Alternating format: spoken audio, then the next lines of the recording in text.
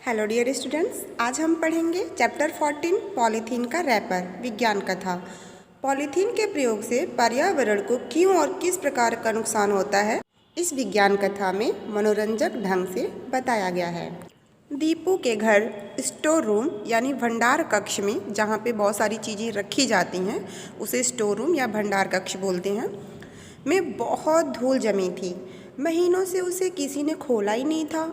बस जब सामान रखना होता तो दरवाज़ा थोड़ा सा खोलकर चीज़ को अंदर ढकेल लिया जाता था।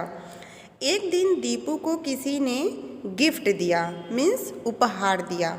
अपना गिफ्ट खोलकर उसने गिफ्ट का रैपर उस स्टोर रूम में यह सोचकर डाल दिया कि सुंदर है, कभी न कभी काम आ जाएगा। वह रैपर सचमुच बहुत ही सुंदर था। स्टोर में रखी सभी चीज़ें उस रैपर की खूबसूरती की प्रशंसा करती थीं। पॉलीथीन के उस रैपर को धीरे धीरे अपनी खूबसूरती पर घमंड हो गया। कुछ दिनों बाद दीपू ने दोबारा स्टोर का दरवाज़ा खोला और कागज़ का एक गिफ्ट रैपर अंदर डाल दिया। वह रैपर पॉलीथीन के रैपर के पास आ गिरा। कागज़ के रैपर का कुछ भाग पॉलीथीन के रैपर के ऊपर आ गया। इस पर पॉलीथीन का रैपर बोला, अरे बदसूरत। बदसूरत मीन्स होता है कुरूप। कहाँ से मुझ पर आ गिरा? चल कहीं और जाकर बैठ। इस पर सहमते हुए, सहमना मीन्स होता है डरना। इस पर सहमते हुए कागज़ का रैपर बोला, मैं कोई जानबूझकर तो तुम्हारे ऊपर गिरा नहीं। वैसे भी मैं कौन सा बहुत भारी हूँ जो तुम मेरे भार से दब जाओगे। इस पर पॉलीथीन का रैपर बोला, पर मेरी खूबसूरती तुम्हारे कारण ढक गई है, दूर रहो मुझसे। कहकर पॉलीथीन का रैपर खिसककर दूसरी जगह चला गया। पॉलीथीन के रैपर को कागज़ के रैपर से जैसे चिढ़ हो गई हो। अब वह उसे नीचा दिखाने का कोई भी मौका नहीं छोड़ता। कागज़ का रैपर पॉलीथीन के रैपर के इस व्यवहार से दुखी हो गया। एक दिन वह पॉलीथीन के रैपर से बोला, तुम मुझे इतना क्यों सताते हो? मीन्स तुम मुझे इतना क्यों परेशान करते हो? मैंने तुम्हारा क्या बिगाड़ा है, मुझे बताओ तो। मुंह बनाते हुए पॉलीथीन का रैपर बोला, देखो तो ये मूंग और मसूर की दाल।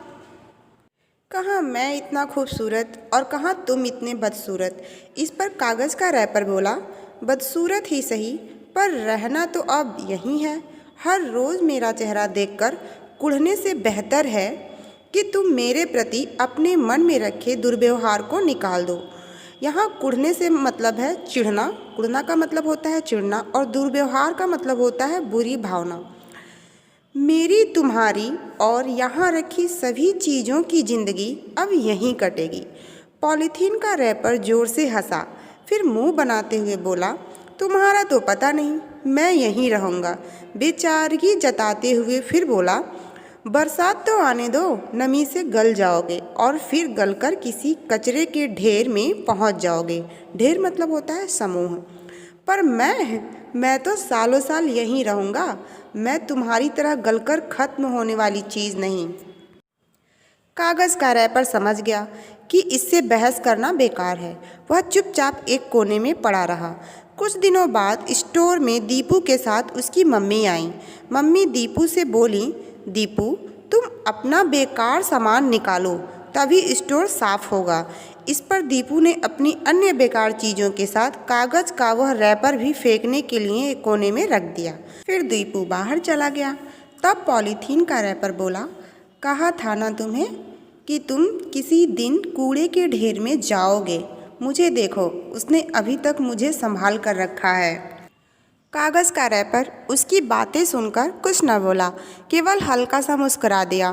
थोड़ी देर में कबाड़ी आया और उन बेकार सी चीज़ों के ढेर को उठाकर ले गया। कागज़ को कबाड़ी ने फिर से बनने के लिए बेच दिया। वहाँ कागज़ को फिर से तैयार कर एक नया रूप दिया गया। अब वह बहुत ही खूबसूरत रंग में आया, जिस पर छोटे छोटे छींटदार फूल भी बने थे। बाजार में आने पर उस कागज़ को एक कलाकार खरीद कर ले गया। कलाकार ने उससे एक खूबसूरत कार्ड बनाया। एक दिन दीपू के स्कूल में पुनर्चक्रित यानी पुनर्निर्मित कागज़ के बने कार्डों की प्रदर्शनी लगी। दीपू उन कार्डों को देखते देखते उसी कार्ड के पास पहुंचा जो उसके फेंके रैपर के कागज़ से बना था। कार्ड खूबसूरत होने के कारण दीपू ने उसे खरीद लिया, फिर उसे अपने कमरे में सजा दिया। कुछ दिनों बाद दीपू को घर बदलना था। मम्मी ने स्टोर खाली करने के लिए चीज़ें निकाली। उन चीज़ों में पॉलीथीन का रैपर भी था जो धूल से भरा हुआ था और उसके टुकड़े टुकड़े हो गए थे। सफाई वाला ने कमरा बुहारते हुए, बुहारना मतलब होता है बहारना, उस पॉलीथीन के रैपर को कूड़े में डाल दिया और बोला, क्या बेकार की चीज़ है। यह कहकर वह दूसरे कमरे की तरफ बढ़ गया। अब पॉलीथीन का रैपर उस कमरे में था जहां पुनर्चक्रित कागज़ का कार्ड रखा था। कार्ड ने मुस्कुराते हुए उस टुकड़े टुकड़े हुए पॉलीथीन के रैपर को नमस्ते किया, फिर पूछा, और भाई कहो कैसे हो। पॉलीथीन का रैपर बोला, अच्छी जगह पहुंच गए हो इसलिए तुम इतना इतरा रहे हो।